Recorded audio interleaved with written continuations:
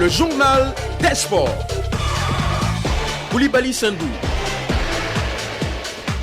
Joyeux réveil, Sandou. À vous pareillement, Rachel Logoué. Bonjour à tous. Merci d'être à l'écoute de la voix officielle de la Côte d'Ivoire. Bienvenue à l'information sportive sur Radio Côte d'Ivoire. Infrastructure sportive pour démarrer bientôt un stade dédié aux acteurs de la balle ovale en Côte d'Ivoire.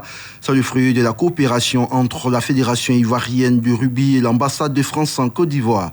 Ce projet majeur, qui s'inscrit dans le cadre des installations sportives Agora, sera construit à Benjerville, non loin du jardin botanique et du stade municipal. Il abritera le siège de la Fédération ainsi qu'une académie qui portera le nom de Mass Brito, S International Éléphant, devenu handicapé après une grave blessure lors du mondial 1995. Dr Elvis Tano est le président de la Fédération ivoirienne du rugby. Il apporte des précisions sur ce projet Agora de Benjerville.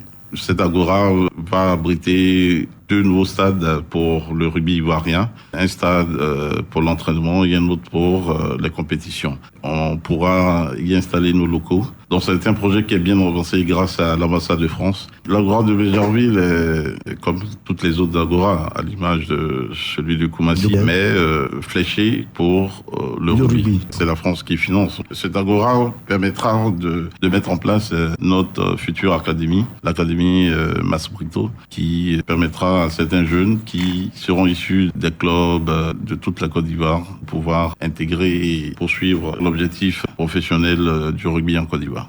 Un objectif qui doit permettre à la Côte d'Ivoire d'être au JO 2024 à Paris, ce qui passe nécessairement par une qualification à la Coupe du Monde des Nations 2023. Dr Elvis Tano. L'objectif depuis ce nouveau mandat, c'est de pouvoir qualifier la Côte d'Ivoire à France 2023. C'est un projet qui est très ambitieux, mais idéalement, nous visons Paris 2024, les JO, avec le rugby à 7. C'est pour ça que nous allons mettre ce championnat de rugby à 7 avec une entité, la Ligue professionnelle de rugby, pilotée justement par Olivier Diomandé, Hervé Mazoko, Jean-Louis Conan et Jean-Michel Millier, qui sont à la fois ici en Côte d'Ivoire et en Europe pour ramener le maximum de partenaires pour valoriser ce projet. Dr Elvis Tano, président de la Fédération ivoirienne de rugby. Les travaux de l'Agora de Benjerville, qui devraient débuter au mois de juin à venir, sont désormais liés à la situation de la crise sanitaire du Covid-19. Restons en rugby, mais cette fois en Europe, précisément en France. Pas de reprise du championnat de top 14 d'ici fin juin. Dans un communiqué publié hier, la Ligue nationale de rugby a abandonné la possibilité d'une reprise des saisons du top 14 et du Pro 2 d'ici fin juin. Tennis, Roger Federer s'est positionné mercredi en faveur d'une union entre les tennis masculins et féminins et d'une fusion entre l'ATP et la WTA. Une annonce qui a proposé une vague de réactions sur les réseaux sociaux et notamment celle de Rafael Nadal. Et le moins que l'on puisse dire, c'est que l'Espagnol partage l'avis de Federer. Je suis totalement d'accord qu'il serait génial de sortir de cette crise avec une union des tennis masculins et féminins autour d'une seule organisation, a écrit Nadal, donnant ainsi plus de poids à la proposition du Suisse Federer. Du football pour terminer, le comité exécutif de l'UEFA qui doit se réunir ce jeudi pour évoquer les conditions de reprise de la compétition européenne pourrait annoncer l'annonce du VAR en Ligue des Champions et en Ligue Europa selon RMC Sport. L'utilisation de l'assistance vidéo à l'arbitrage serait compromise en raison de la proximité entre les arbitres présents dans les régies mobiles. Cela ne permettrait pas de respecter les mesures de distanciation sociale.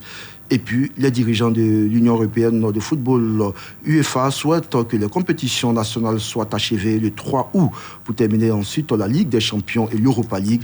C'était lors d'une réunion téléphonique entre les 55 fédérations membres de l'UEFA mardi que cette recommandation a été faite sans toutefois concrétiser un calendrier de reprise des championnats et des Coupes d'Europe. Selon l'équipe, les dates du 29 août et 27 août ont été proposés respectivement pour les finales de la Champions League et de l'Europa League.